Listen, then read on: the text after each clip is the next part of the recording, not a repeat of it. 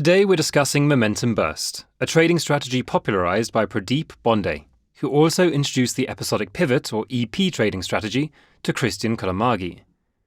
The strategy attempts to catch 8 to 40% moves in trending stocks in just 3 to 5 days, and it's been evident for decades.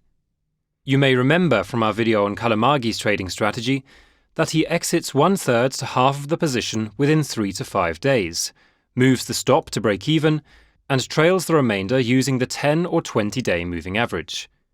This initial profit-taking is likely influenced by the momentum burst phenomenon, the tendency of stocks to experience a sharp surge in price immediately after a breakout. Today we'll break down exactly how to identify these momentum bursts, the precise conditions that must be met, and why situational awareness or market assessment is absolutely critical for success with this strategy. Momentum burst is based on a fundamental market structure that has existed for decades. A trending stock often moves in a stair-step fashion. It will move for a few days, then take a rest and consolidate for a few days, and then move again for a few days. This applies to uptrends as well as downtrends. The beauty of this setup is its consistency. There are thousands of these moves every year. Your ability to capture 200 to 300 of them is what separates profitable swing traders from those who struggle. The key is to enter these setups timely, on the day of the first move, and not chase extended moves or buy on the second or third day. By the end of this video, you'll know exactly when to enter, how to manage risk, and most importantly, when market conditions favor these setups. What is momentum burst? Let me show you exactly what a momentum burst looks like. Take a stock like ALM. You'll see sudden buying coming in, and when the buying appeared, the stock went up for 3 to 5 days, making a 19% move. Then it had this pullback, buying came in again, and it made another 30% move in 5 to 7 days. This is the pattern we're exploiting. Buying attracts more buying. It's a short-term phenomenon that typically lasts 3 to 5 days, making it perfect for swing trading. The setup criteria. Now, not every breakout qualifies as a momentum burst candidate. Good traders use specific criteria to filter for the highest probability setups. Here's what you must look for. First, linear trend. The stock must have an orderly, linear move before the base. When you see smooth linear trends, it tells you there are buyers at every level. Stocks that zigzag all over the place lack this buyer conviction. Second, orderly consolidation. Before the breakout, you want to see a tight, orderly consolidation of at least 3 days. The pullbacks should be minimal, maybe 8 to 20% maximum. This shows buyers are supporting the stock at higher levels, and there is no big selling in the stock. Third, no big breakdowns in stock price during consolidation. The stock must not experience big high-volume selling in the consolidation.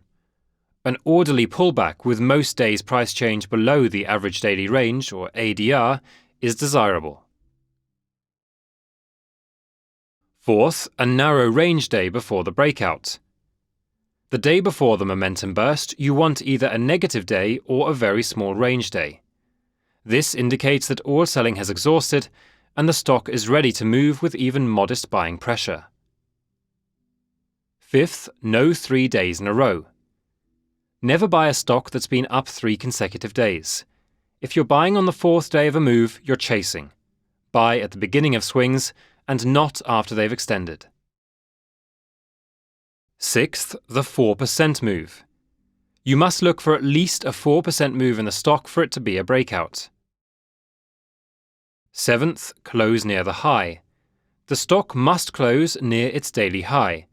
If it can maintain momentum through the trading session, it can continue for days. Eighth, volume. It's desirable to have big volumes on the breakout. You must look for volumes that are at least higher than the previous day. Let's now understand how to find momentum burst candidates. To find stocks breaking out and entering the momentum burst phase, You can run a screen of stocks above $100 million and below $10 billion in market cap that are up 4% during the day. It's best not to put volume in the scanner itself, because sometimes the volumes may not be higher in the initial move, but catch up during the day. To find the trending stocks, focus on top performers on the 1, 3, and 6-month time frame. Let's now understand entry and risk management. Entry timing. You must scan for stocks in the market hours, preferably in the first hour, to get the best entries. When you run these scans, you'll get hundreds of candidates. Your job is to filter them using the criteria I just outlined. Most can be eliminated immediately because they don't meet the required standards. So once you open the charts, you first observe the previous move, which should be orderly. Move to the next chart if the price action preceding the consolidation is too choppy. Then observe the consolidation. It must be orderly and tightening with each day's candle. Then check the day before the breakout day. We're looking for a narrow range with price moving a tiny percentage, ideally less than 2%. Then check if the price is up 3 days in a row. If that's the case, skip and move to the next one.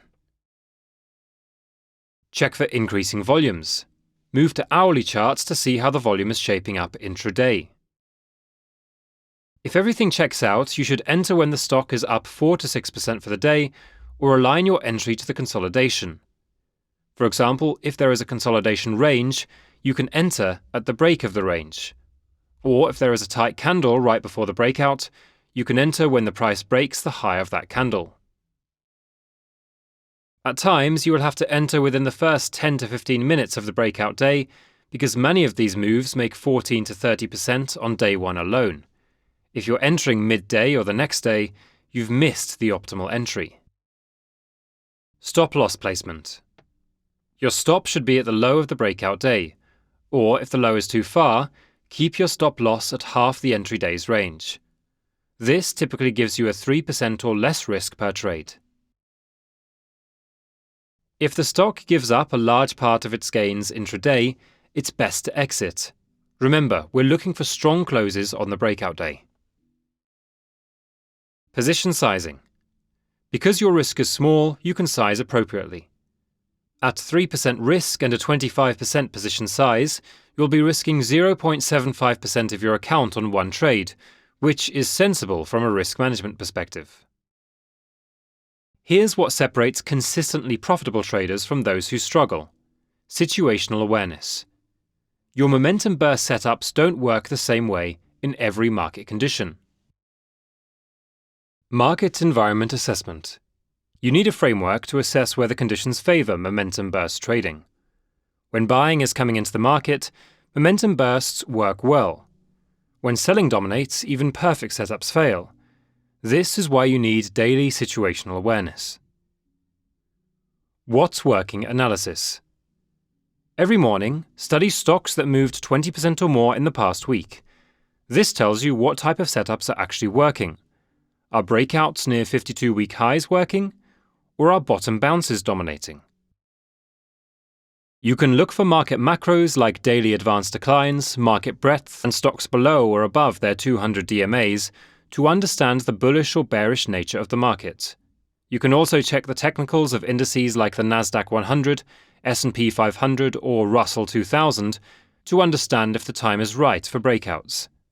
For example, I use the 10 and 20 EMA on the weekly charts to determine the direction of the market and act accordingly. Similarly, Qullamaggie needs the QQQ to be above the 10 and 20 moving average with both trending up. Sector rotation. Pay attention to which sectors are leading. Technology, biotechnology, and consumer discretionary typically produce the most explosive momentum bursts. Trade management. Once you're in a momentum burst trade, management is crucial. Profit taking. In choppy markets, take profits quickly, sometimes the same day. In strong trending markets, hold for the full 3 to 5 days. The key is matching your holding periods to market conditions. Trailing stops. Use trailing stops to protect profits. If a stock gaps down overnight beyond your risk tolerance, exit immediately. In thousands of momentum burst trades, significant gap downs are rare when you select quality setups. Let me give you some examples of such breakouts. Here is AXTI. The stock moved strongly from $5.40 to near $12 and went into this short consolidation. It then formed this really tight candle in which the price moved down 1%. Next day, it broke out midday and closed up 13%. In 5 days, it made another 18% move. See how it checked all the boxes: a clean move, an orderly consolidation, a narrow range day before breakout, and it wasn't up 3 days in a row. The daily volume was higher than the previous day, and the stock closed at the high point of the day. Here is BW, an orderly move, a 3-candle consolidation, tight price action here with stock down 0.6%, stock up 4%, a decent close not too far from highs with volumes higher than the previous day's volume. The stock was up 22% in 5 days.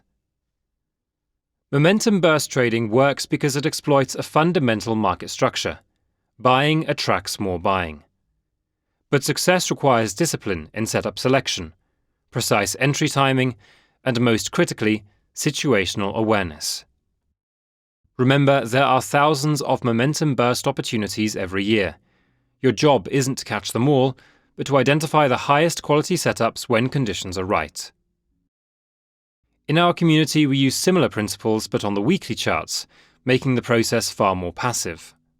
For more on my approach, watch this video, or use the links below to access our scanner and download our free ebook.